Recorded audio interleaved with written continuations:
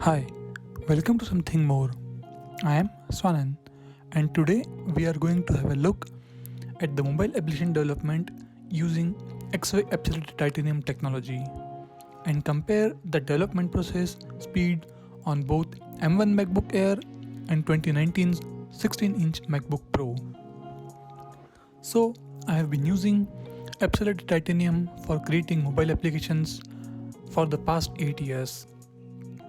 It is a cross-platform app development technology using which you can generate native mobile apps both for iOS and Android, and that too using the single JavaScript codebase. You can find more details over appcelerator.com.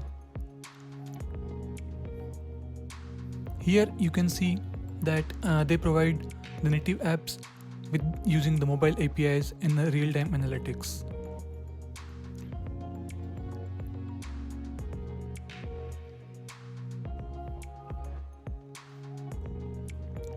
So now let's start and install the Appcelerator Studio.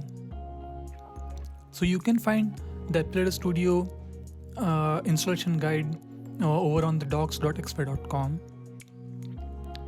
Here you can first do a sign up on the platform and then you can follow along the process.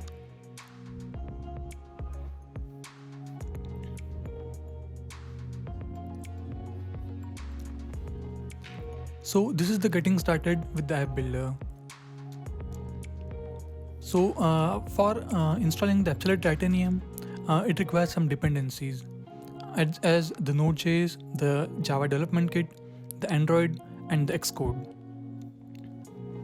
So I have already installed the Node.js, Java Development Kit, Android, and Xcode. Let's have a look at them.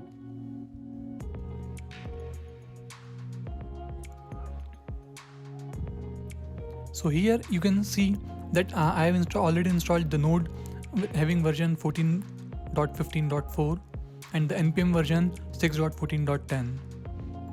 Along with it, I have already installed the Android Studio and the Xcode.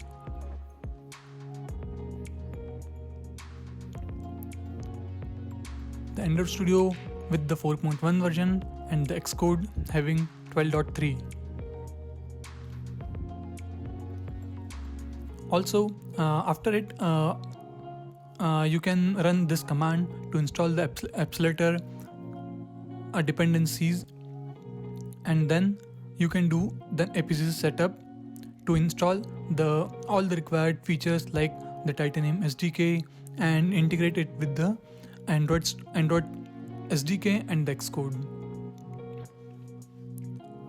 Once all these things are done, now using this command you can create the Appcelerator application.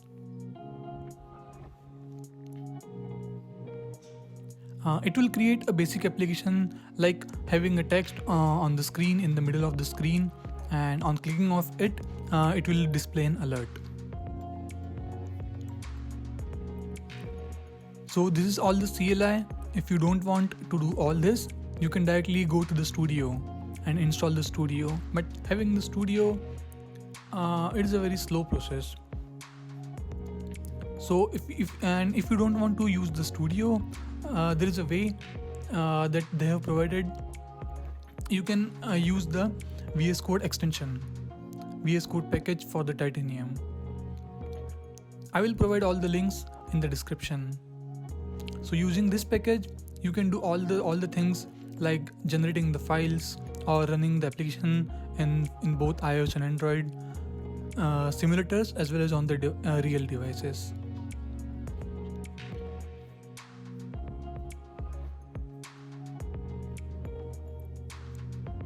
So now let's start with our demo application and let's compare it on both my M1 MacBook Air and the 2019 16-inch MacBook Pro.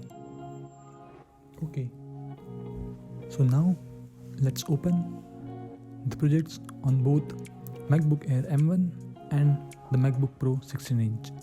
Here also we will check the battery consumption. Here we can see that both are currently on different around 95-96%.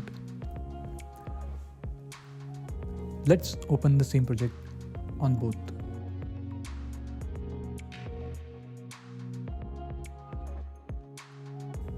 Here we can see the project, that it is a very simple project. In here we can see there is a view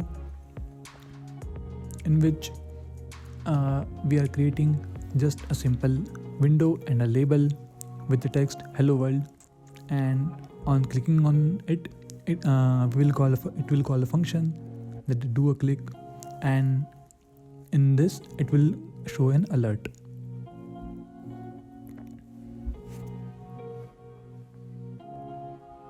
So now let's try to run the project. Here we can also see that I have installed the Titanium extension for the VS Code. Let's for now, first we will do a clean project.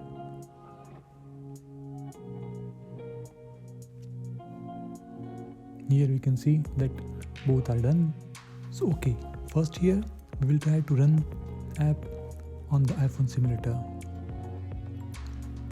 Let's select the iOS simulator and let's try to run it on, let's say, on the 12 mini.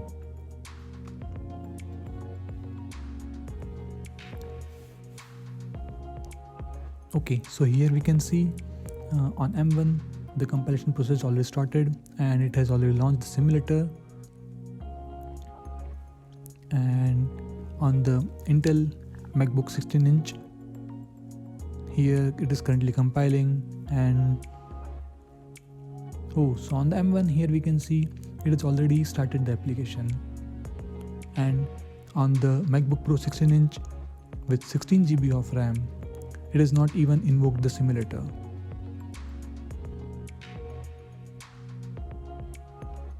Let's wait for some more time. Here on the M1 you can see if we click on the label, it is displaying the alert. So we are already way ahead on the MacBook Air with M1 Silicon, even though it is only having 8 GB of RAM. Now here it has booted the iPhone simulator.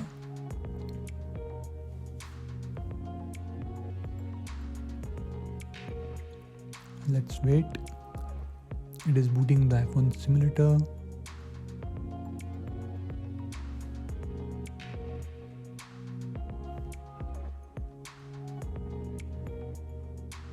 It is still booting up.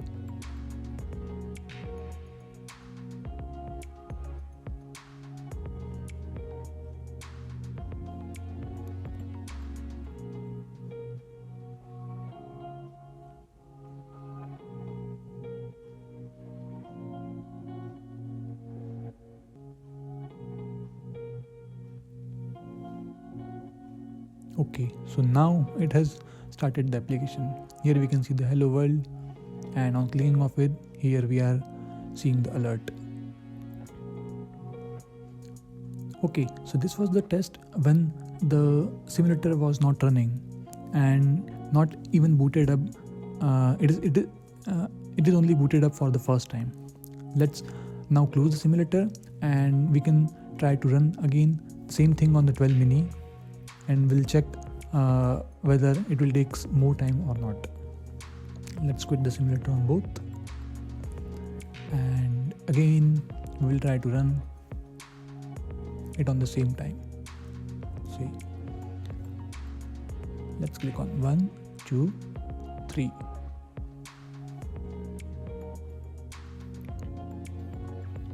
Now here again the MacBook Pro is lagging pretty much way behind.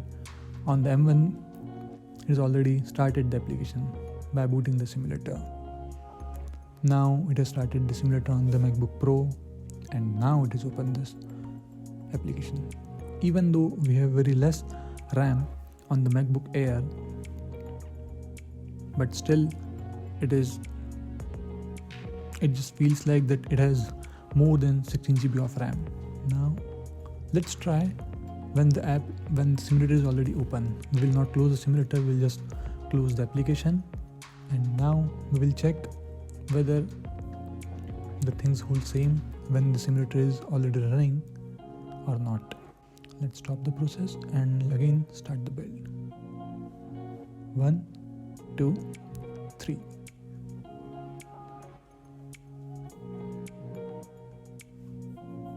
Let's see who wins first. M1 again wins first, and it was way ahead. Okay, now we'll check the performance on the Android side. So here on M1 I have created an emulator of Pixel 4, and on MacBook 16-inch I have created an emulator for Pixel 3a. Let's try to run it at the same time. 1, 2, 3.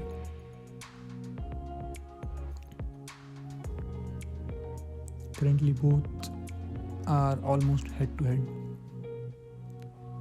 On here it has already booted up the emulator on the MacBook Pro.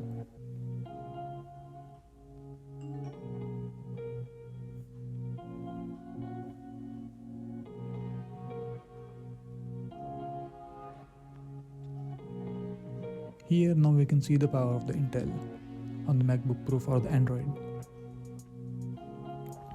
So here in the background we can see the emulator is already ready. It is detected, and now let's wait for the application to load. But one more thing to hear for is the MacBook Pro fan. They are already running, and the MacBook Air, it is fanless. So there is no noise there. So there is no fan noise. MacBook Air, it's still waiting for the emulator to be ready. So I think it will not run the Android emulator still, because the Google haven't ported the Android for the M1. Let's still wait for a while until the app is installed on the MacBook Pro. Okay, I think there are some issues for the Android side. Let's check the SDK version. So yeah, currently we are running on the latest version, that is 9.3.1. Let's try it again. Okay, so for currently I think both are facing some issues with the Android emulator. Okay, now let's try to run on the actual mobile devices.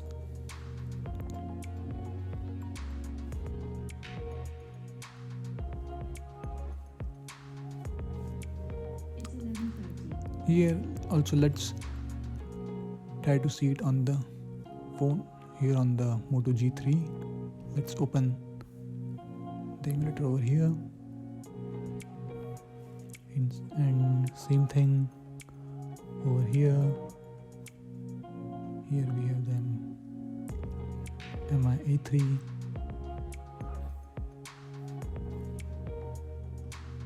So here we can see it has already started the application on the Android device on the M1. So I think the Intel is facing some problem with the Android Gradle, and it is not able to run both on the Android emulator as well as on the Android device. But here you can see on the MacBook M1, here as soon as we just click on the play, it just starts the app on the device. So if you are planning to debug the applications on the device, you are still good with the MacBook Air M1. So here we can see the speeds are almost the same as for the iOS simulators.